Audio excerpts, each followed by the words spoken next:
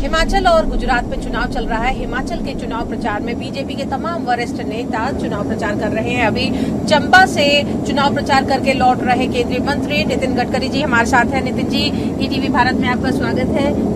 आपने वहां पर भरमौर में जो सभाएं की, बहुत सारे वायदे भी किए और तमाम बातें कही। हिमाचल में रिवाज बदलने की बात हो रही है। क्या एक ऐसी बड़ी बात होगी जिसकी वजह से लोग वहां का रिवाज बदले बीजेपी की फेवर में? देखिए, वैसे भी मोदी जी के नेतृत्व में 2014 में हमारी भारत सरकार आई और हिमाचल में भी हमारी सरकार ने डबल इंजन से हमने हिमाचल का काफी विकास किया। हिमाचल में 3 हाईवे रहते थे नेशनल हाईवे, अब 66 हो गए। फिर भी और विकास करने की जरूरत है और लोगों में ये उम्मीद जगी है कि हमारी सरकार इन सब राज्यों की तस्वीर को विकास की दृष्टि से बदल सकती है। और ये आत्मविश्वास और पॉजिटिविटी लोगों के मन में हमने पैदा की है। उसी के आधार पर जनता का हमें समर्थन मिलेगा। हमारे अध्यक्ष नड्डा जी और प्रधानमंत्री मोदी जी के नेतृत्व में हमें फिर से एक बार अच्छी सफलता मिलेगी, ऐसा मुझे विश्वास है। 2 बड़े राज्यों में चुनाव है। एक गृह प्रदेश है गृह मंत्री और प्रधानमंत्री का, और दूसरा गृह प्रदेश है आपके राष्ट्रीय अध्यक्ष जेपी नड्डा का। मानते हैं ये दोनों चुनाव में बड़े लोगों की दाव लगी हुई है, उनकी साख है? देखिए, भारतीय जनता पार्टी एक कार्यकर्ताओं की पार्टी है और हर चुनाव अध्यक्ष से लेकर कार्यकर्ता तक सबके लिए प्रतिष्ठा का होता है और सब लोग मिलकर हम काम कर रहे हैं। जहाँ पार्टी की प्रतिष्ठा और निश्चित रूप से हमारी जीत होगी, यही मेरा विश्वास है। मानते हैं 2024 का माहौल भी अभी से बनना शुरू हो गया है, विपक्ष लामबंद हो रहा है। कहीं न कहीं ये दोनों चुनाव परिणाम बहुत ज्यादा इफेक्ट डालेंगे 24 पे। देखिए, विपक्ष ने क्या करना ये उनका अधिकार है। हम नकारात्मक नहीं, पॉजिटिव वोट के साथ ये सब चुनाव हम जीतेंगे और हम विजयी होंगे, ऐसा मुझे विश्वास है। केंद्रीय मंत्री नितिन गडकरी हमेशा से सरकार के नंबर 1 मंत्री माने जाते रहते हैं। रैंकिंग में भी आपका नाम सबसे ऊपर आता है, लेकिन हमेशा एक शिकूफा छोड़ा जाता है कि नितिन जी नाराज हैं। ऐसी क्यों बात होती है? क्या असलियत क्या है? देखिए, मैं कभी नाराज नहीं हूँ और न कभी नाराज रहता हूँ। मैं कन्विक्शन के लिए काम करता हूँ। भारतीय जनता पार्टी का कार्यकर्ता होना ही मेरा बहुत बड़ा बहुमान है। मुझे एक बात का दुख जरूर है कि मीडिया के कुछ लोग लगातार, मैंने एक भी बार ऐसी बात कही नहीं है जो आपने छापी गलत तरीके से, जानबूझकर तोड़ मरोड़ कर एक ने पहले छापना अपने वेबसाइट पर, फिर बाकी लोगों ने उसको न्यूज बनाकर छापना, ये जो तरीका है, ये मैं तो ये लोकतंत्र का समर्थक होने के नाते आपके गलत लिखने के भी अधिकार को मानता हूँ, पर मैं ये बात इसलिए कहूंगा, इससे क्रेडिबिलिटी खराब होगी। मेरे कोई भी भाषणों को जो भी वो सुन ले, जो मैंने कहा नहीं वो मेरे मुंह पे डालकर छपा जाता है और बाद में उसके ऊपर कार्यक्रम करते हैं। मैं नाराज हूं। मैं बिल्कुल भारतीय जनता पार्टी के विचारों के लिए काम करता हूं और राजनीति हमारा उद्देश्य नहीं है। मैं मानता हूं politics is a instrument of socio economic reform और आज भी मैं सामाजिक काम करता हूं 80%। मैंने 15,000 से ज्यादा लोगों को मेरे क्षेत्र में रोजगार दिया है। मैं हेल्थ सेक्टर में मैं 1200 एकल विद्यालय चलाता हूँ आदिवासी क्षेत्र में, वो काम करता हूँ। मैं खासदार क्रीड़ा महोत्सव करता हूँ जिसमें 55,000 खिलाड़ी भाग लेते हैं। मैं सांस्कृतिक महोत्सव करता हूँ, रोज वहाँ 17 दिन 25 50 हर लोग आते हैं। मैं एग्रो विजन करता हूँ, उसमें 5 लाख किसान आते हैं। तो मैं समाज के विभिन्न क्षेत्र में जो मेरी मर्यादा है उसमें रखकर काम करता हूँ, खुशी से काम करता हूँ। मेरा स्वास्थ्य अच्छा है, जब तक रहेगा तब तक काम करूंगा। जनता का आशीर्वाद होगा, पार्टी कहेगी, और इसलिए मैंने कभी जीवन में न मैं कभी नाराज हूँ न मैं नाराज हूँ। जब मैं बोलता हूँ वो साफ बोलता हूँ, तो कभी कभी इसके पीछे ना मैं किसी को मैं मीडिया का, तो तुमको किसी के ऊपर टीका टिप्पणी करनी है और तुम्हारे में हिम्मत नहीं तो अपने नाम पर करो ना, मेरे नाम का उपयोग करके क्यों लिखते हो? तो ये जो गलत बात है, ये मीडिया की विश्वसनीयता को कम करने वाली बात है। और मैंने आज तक जितनी कंट्रोवर्सी आपने की, एक भी जगह मैंने वो कहा नहीं है।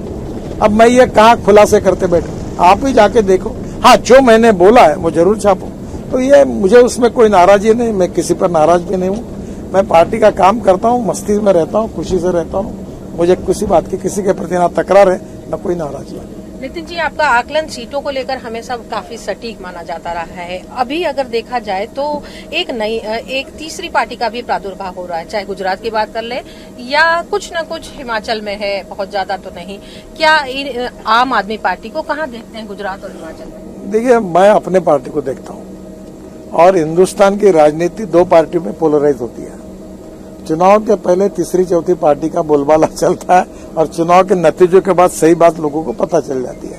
मुझे लगता है किसी को भी, हर व्यक्ति को, हर पार्टी को और नेता को अधिकार है, आजमा ले। कर ले मेहनत जितनी करनी है, जो निर्णय होगा वो जनता की अदालत में होगा, उसको लोकतंत्र में हम स्वीकार करेंगे। कांग्रेस कह रही है कि आम आदमी पार्टी बी टीम है भारतीय जनता पार्टी की। उनको जाके पूछे कि आपने ऐसा क्यों कहा। मैं ऐसे विवादों में पड़ता नहीं। मैं एक बात पे विश्वास, अपनी पॉजिटिव बात कहो, अपना काम कहो और लोगों को कहो कि ये करने के लिए हमें सपोर्ट करो। फ्रीबीज की पॉलिटिक्स बहुत ज्यादा चल रही है। मुफ्त आम आदमी पार्टी दिल्ली में काफी दे रही है, दिल्ली नगर निगम का भी चुनाव है, तो ये जो मुफ्त योजनाएं हैं, हिमाचल में हमने देखा आपकी पार्टी ने भी संकल्प पत्र में महिलाओं के लिए अलग से संकल्प पत्र दिया। देखो, आजकल इस देश की जनता भी बहुत होशियार बनी है, मुफ्त में भी ले लेती है और किसको वोट देना है वो दे देती है। लोग बहुत होशियार हैं और नेताओं से ज्यादा जनता होशियार बनी है, ये सच है। तो वो समझती है, माल भी ले लेती है, रख लेती है जो मुफ्त में मिलता है, और वोट देते समय पति एक को देती है, पत्नी एक को देता है, लड़का। लोगों में भी होशियारी और जागरूकता आई है। अब वो जमाना नहीं रहा कि लोगों को कुछ दिखाकर कुछ देकर वोट दिया जा सकता है, ये स्थिति नहीं रही। नितिन जी, एक सवाल है, आपका मंत्रालय काफी कुछ कर रहा है, सड़क, हाईवे, रोड, यहाँ तक कि सारे चुनाव में इन उपलब्धियों को गिनाया जाता है, लेकिन हाल में कुछ हाईवेज में या कुछ सड़कों में ऐसी आई अनियमितता, जो सड़क धंस गई, हाईवेज टूट गया, पुल टूट गया, इन तमाम बातों को लेकर कांग्रेस इन फोटोग्राफ्स को, वीडियो को वायरल करती रही और उनका कहना है जल्दबाजी में काम, भ्रष्टाचार हो रहा है, या इस तरह के भी आरोप लगाए। देखिए, अभी तक मैं 8 साल में काम कर रहा हूँ, 50 लाख करोड़ के काम मेरे डिपार्टमेंट में हो चुके हैं। मैंने शिपिंग, पोर्ट्स, वाटर रिसोर्सेज और रोड सेक्टर में। एक भी कोई कॉन्ट्रैक्टर होगा ऐसा आपको मिलता है कि जिसको लगता है कि जो कभी मंत्री के पास पहुंचा और उसको ऑर्डर लेने के लिए आना पड़ा, तो आप बोल दीजिए। हमारे यहाँ ट्रांसपेरेंट है, टाइम बाउंड है, रिजल्ट ओरिएंटेड और भ्रष्टाचार मुक्त है। और क्वालिटी में ऐसा है कि हमारे अभी तो जहां भी कभी एक्सीडेंट्स होते हैं तो आपको ये फर्क करना पड़ेगा कि एक्सीडेंट कौन सा है और फ्रॉड कौन सा है। और अभी जो हमारे ब्रिज की घटना एक बार हुई, मुंबई गोवा रास्ता पर पुराना ब्रिज था, तो अभी हमने करीब 85 हजार ब्रिजेस का डाटा तैयार किया, ब्रिज का पूरा, और उसका सॉफ्टवेयर डेवलप किया है। और अभी एक नई टेक्नोलॉजी, ऑस्ट्रेलिया भी मैं गया था, वहां भी बात हुई है, नासिक में भी कुछ लोगों ने किया कि हम ऐसा एक डिवाइस ब्रिज को लगाएंगे कि हमें अपने दिल्ली के ऑफिस में पता चल जाएगा कि कौन सा ब्रिज गिरने वाला और कब गिरने वाला है, कमजोर है कि नहीं है। और ये सुविधाएं हम राज्य सरकार, महानगर पालिका, नगर पालिका पूरे देश को दे देंगे, ताकि इस रिकॉर्ड के साथ हम ये निश्चित कर सके कि कोई ब्रिज ना गिरे और किसी की जान न जाए।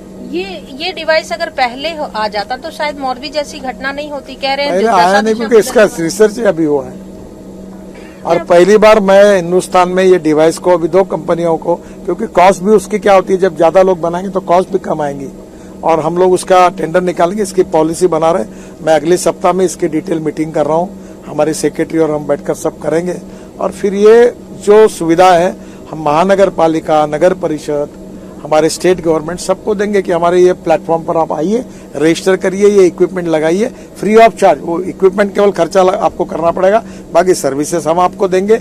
और ऐसा एक ब्रिज रिसर्च इंस्टीट्यूट हम लोग, हमारा संस्था है जहाँ रोड रिसर्च और डेवलपमेंट का काम होता है, वहाँ करने का हमारा मानस है। और मैं जरूर इस काम के लिए, क्योंकि ये जो मैं भी व्यथित हुआ, इतने लोग मर गए, तो मुझे लगता है कि अब टेक्नोलॉजी का उपयोग करके हमने लोगों की जान बचानी चाहिए। क्या ये घटना गुजरात के चुनाव परिणाम पर असर डालेगी?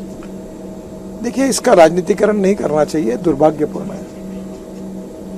नितिन जी, इतना काम करने के बावजूद भी मंत्रालय इतने कहा जाता है कि नंबर 1 मंत्री अगर केंद्र सरकार में कहा जाए नितिन गडकरी हैं, फिर जो पार्टी की सबसे सर्वोच्च संस्था है जो निर्णय लेती है, नीति निर्णय लेती है, वहां से कहीं ना कहीं आपका इस बार ही मिसिंग होना, उसमें बातें बनती हैं, पार्लियामेंट्री बोर्ड की बातें कर रही हो। ये सब बातें आप नड्डा जी का इंटरव्यू लेंगे तो उनको पूछिए, वो पार्टी के अध्यक्ष है, वही बता पाएंगे। मैं तो मानता हूं कि जहां भी पार्टी देंगी वो काम करूंगा, न मेरी कोई तकरार है, न मुझे कुछ कहना है। और 2024 के लिए क्या आकलन करते हैं अगर आप आपसे? हम लोग काम कर रहे हैं, हम लोग जीत के आएंगे, जनता फिर से हमको बहुमत देगी, और हम इस देश को दुनिया की महाशक्ति बनाने का जो मोदी जी का सपना है, आत्मनिर्भर भारत और $5 ट्रिलियन की इकोनॉमी, हम सब लोग उसके लिए मिलकर काम करेंगे और उसको पूरा करने की कोशिश करेंगे। राहुल गांधी भारत जोड़ो यात्रा कर रहे हैं, इसका कुछ असर होगा 2024 के चुनाव में? जिनको जो करना है करने दो, हमारा पॉजिटिव काम हम करते रहेंगे। गुजरात में किससे चुनाव आप मान रहे हैं, आम आदमी पार्टी से या कांग्रेस से? हम पॉजिटिव वोट पे चुनाव लड़ रहे हैं, हम चुनाव जीतेंगे, इतना मैं कहना चाहता हूँ। धन्यवाद ईटीवी भारत से बात करने के लिए। तो ये थे केंद्रीय मंत्री नितिन गडकरी जी, जिनका कहना है कि हम नेगेटिव थॉट से चुनाव नहीं लड़ते, हम अपनी उपलब्धियां बता रहे हैं और उनका आकलन है कि दोनों ही राज्यों में जो चुनाव चल रहे हैं उसमें काफी अच्छी सीटें भाजपा की आएंगी। वीडियो जर्नलिस्ट संजय के साथ अनामिका रत्ना।